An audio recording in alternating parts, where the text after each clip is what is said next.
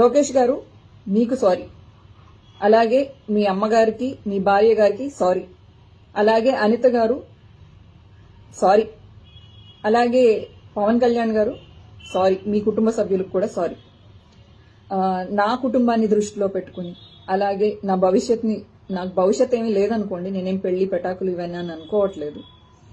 నా వలన నా ఫ్యామిలీకి ఇబ్బంది రాకూడదని చెప్పేసి, అలాగే ఇక నుంచి నా సోషల్ మీడియాలో మీ కుటుంబ సభ్యుల గురించి కానీ ఆ విధంగా ఏ విధమైన తప్పుడుగా రాదు అని చెప్పేసి నేను మీకు హామీ ఇస్తున్నాను.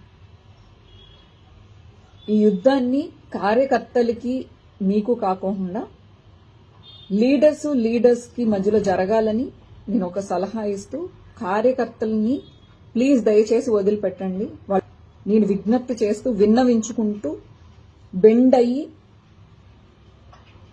అడుగుతున్నాను, మా కార్యకర్తల్ని వదిలిపెట్టండి అని చెప్పి, ఇంక్లూడింగ్ మీ, నన్ను కూడా క్షమించండి. Thank you.